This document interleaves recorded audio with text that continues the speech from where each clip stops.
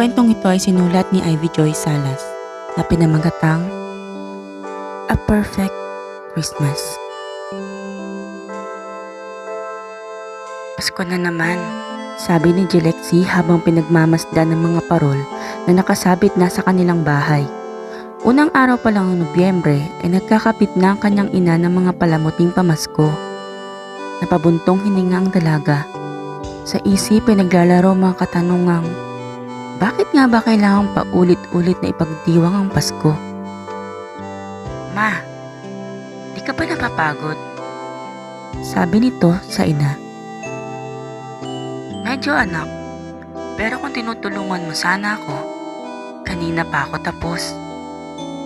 Dahil sa sinabi ng ina, ay napilitan siyang iabot ang huling piraso ng palamuti sa Christmas tree, ang tala. Ilang taon na rin ang nakararaan na maging baliwala na lang kay Jelexi ang Pasko. Hindi na rin kasi tulad ng dati ang ginagawa nilang pagdiriwang. Ibang-iba sa Pasko na kanyang nakasanayan. Dati sabik na sabik siya sa araw na ito. Sa tuwing nababanggit kasi ang okasyong ito, ay wala siyang naiisip kung di puro saya. Sa eskwelahan, siya ang tigasulat ng malaking Christmas party sa pisara. Nangunguna siya sa mga palaro at pakikipag-exchange gift. Sa gabi, kabilang siya sa mga batang pagala-gala sa kalsada. Nangangaroling sila ng mga kabarkada, may bitbit ng mga tansan at lata. Sa kanilang bahay, paborito niya ang pagsasabit ng medyas sa pinto o bintana. Naniniwala kasi siyang si Santa Claus ang nagbibigay at nagpupuno nito ng mga candy at tsokolate. Nakatatanggap pa siya ng mga regalo mula rito. Masaya niya itong binubuksan sa harap ng kanyang ina at ama na kasalo niya sa Noche Buena. Nagustuhan mo ba, anak? Tanong ng kanyang papa.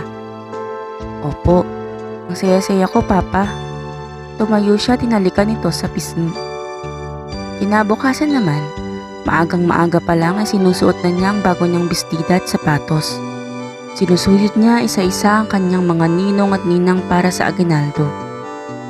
Ang Pasko para sa kanya ay nag-uumapaw ng kaligayahang dulot halos ng mga material na bagay. Ngunit nagbago ang lahat nang dumating ang pinakamalaking pagsubok sa pagsasama ng kanyang mga magulang. Nagkaroon sila ng matinding away. Noon ay nasa loob siya ng silid, para siyang isang basong unti-unting napabasag dahil sa naririnig. Tumulong kanyang mga luha, lalo na nang marinig ang pagbagsak ng pinto at kasunod nito ang pag-arangkada ng kotse. Alam niyang umalis na ang ama. Madilim na at nilalamon na siya ng katahimikan sa lugar na iyon. Ngunit, nananatili lamang siyang nakatalungko sa kama. Yakap niya ang mga tuhod. Paano na ang Pasko? Sambit niya sa pag-itad ng kanyang mga hikbi. Dito nagsimula ang pananamlay niya sa Pasko. Wala na kasing naglalagay ng tsokolate at candy sa kanyang medyas. Hindi na rin tinutupad ni Santa Claus kanyang mga wishes.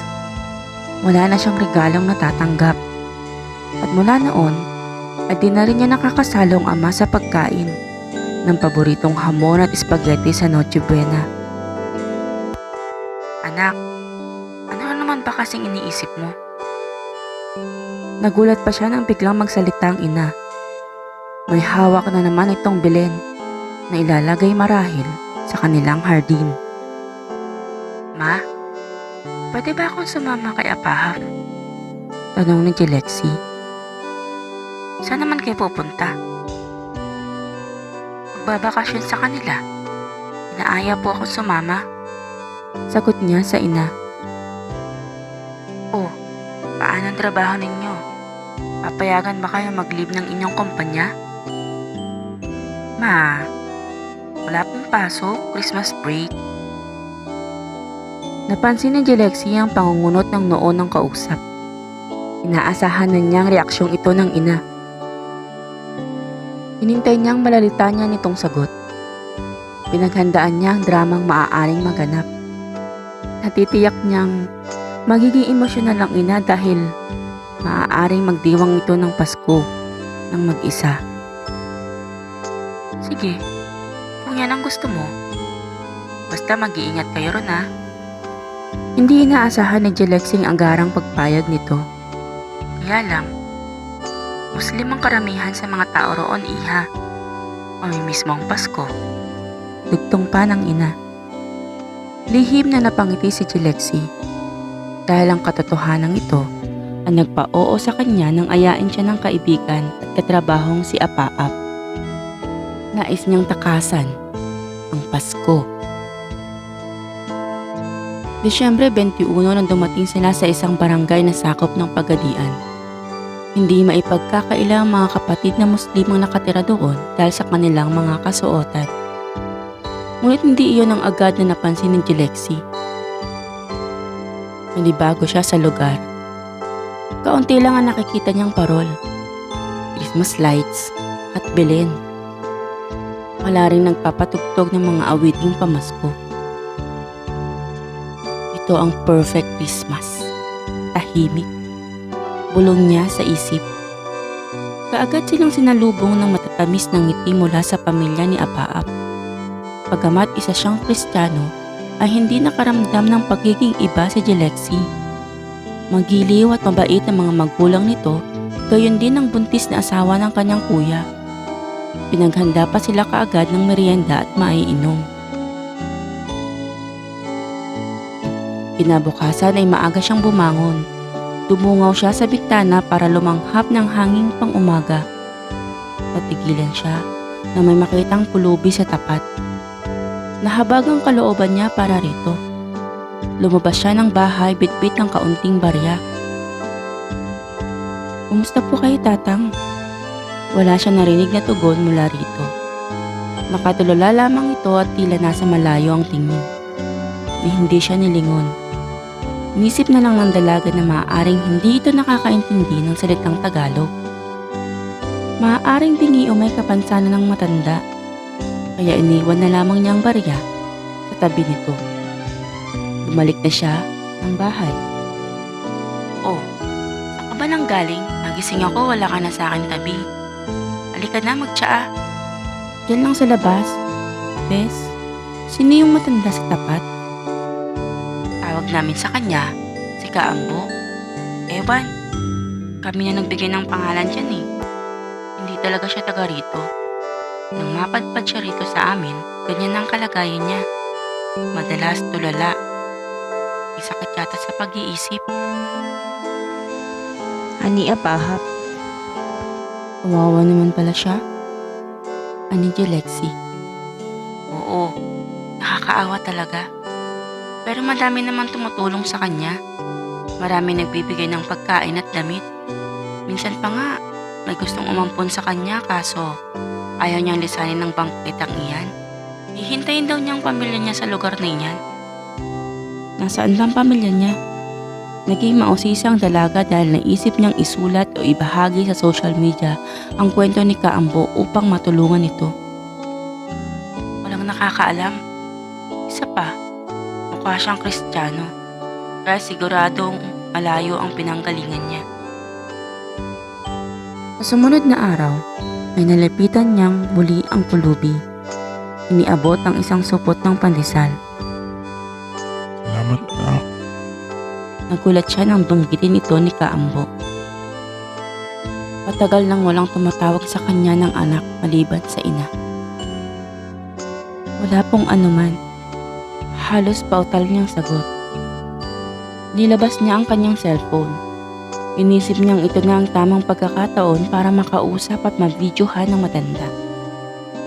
Nalaman niyang pamilyado ito ngunit iniwan siya ng kanyang mag-ina dahil sa kanyang pagkakasala. Dito ho ba kayo nakatira noon? Hindi. Pero ang alam ko ay sa lugar na ito matutupad ang matagal ko nang inaasam. Dito ako itinuro ng sanggol na nasa sabsaban. Oo, napag-inipan ko siya, sabi niya. Kapag dumating ang Pasko rito, humiling lang ako sa langit at ako'y pagbibigyan. Naramdaman ni Jelexi ang panlalabo ng kanyang mga mata dahil sa luhang nagbabadyang pumatak. Kailan nga ba sasapit ng Pasko sa lugar na ito? Mukhang ang nais ng Diyos ay iparating sa matanda na hindi na ito dapat umasa. Imposible ang lahat. Bigla niyang naisip ang ama. Sa kauna-unahang pagkakataon ay naitanong niya sa sarili kung kailan ba niya patatawarin ang amang nagkasala. Ilang Pasko pa nga bang inihintay bago niya ito muling tanggapin sa buhay nilang mag-ina. Batid niyang ilang beses sumubok ang ama sa paghingi ng tawad sa kanila, ngunit siya ang mas naging matigas at manhid. Kinagabihan, ika-24 ng Disyembre, pinaaalimpungatan si Jelexy nang marinig ang kaguluhan sa bahay. Napatingin siya sa orasan. 10:00 na ng gabi. Sumisigaw ang hipag ni Apahap. Manganganak na ito. Ilang segundo lang ay may narinig na siyang uha ng isang sanggol. Hindi na ito naitakbo sa ospital. Masyadong mabilis ang mga pangyayari. Tumawag na lamang sila ng midwife para sa iba pang aasikasuhin sa ina at sanggol. Unti-unting dumagsa ang mga tao. Ngunit ang kauna-unahang tumunghay ay si Kaambo. Nakangiti ito habang pinagmamasdan ng bagong silang. Dumukot siya ng barya sa kanyang bulsa at itinabi ito sa sanggol. Isang uri ng paniniwalang makapaghahatid daw ng swerte. Nagpasalamat ang mga magulang ng bagong silang. Ang ibang bisita may kanya-kanya ring dala. May isang mangkok ng sopas, may mga lampin at baro-baruan. Umapaw ang kakaibang kaligayahan at pagkamangha ni Jelexy sa mga taong naroroon. Iha, maligayang Pasko. Nabigla si Jelexy nang marinig ang sinabing iyon ni Kaambo. Nagtaka siya kung paano nito naisip na sasapit ng hang araw ng Pasko. Naroon na itong muli sa dati nitong lugar, sa bangketa, katapos. Ngunit naunawaan ito bigla ng dalaga nang siya'y mapatingala. Kakaibang ningning ng mga bituin ng gabing iyon. Napatingin siya ulit sa loob ng bahay. Parang totoong bilin, sambit niya.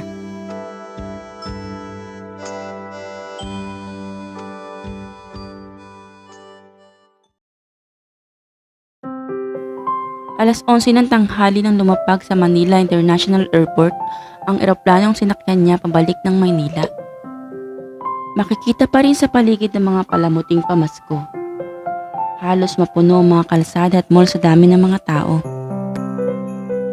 Nakabalik na nga siya. Nais niyang sorpresahin ng ina.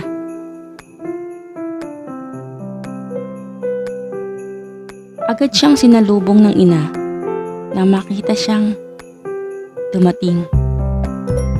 Merry Christmas, Ma. Anak, tanging nasagot ng ina. Niyakap ni Jelexy ang ginang at hinalikan pa ito sa pisngi. Halos maluha naman ang ina dahil ramdam niya ang sinserong pambati ng anak. Ninibago siya. Bumitaw ang dalaga nang mapansin ang paglabas ng isang tao mula sa loob ng kanilang bahay. Kilala niya ang lalaking iyon. Anak, tawarin mo na ako sa aking mga nagawang kasalanan sa inyo. Pa, Merry Christmas. Namiss po kita. Aniya. Hindi agad nakahuma ang ama, maging ang ina, sa pagbabago ng ihip ng hangin. Nang mahimasmasan ay agad silang nagyakap. Hindi man sabihin ng anak, batid niyang nakamit na niya ang hinihinging kapatawaran. O siya, tara na sa loob. Pagsaluhan natin ang hinanda kong tanghalian. Aya sa kanila ni Aling Isabel. Papasok na sila sa pinto nang magring ang telepono ni Jelexy.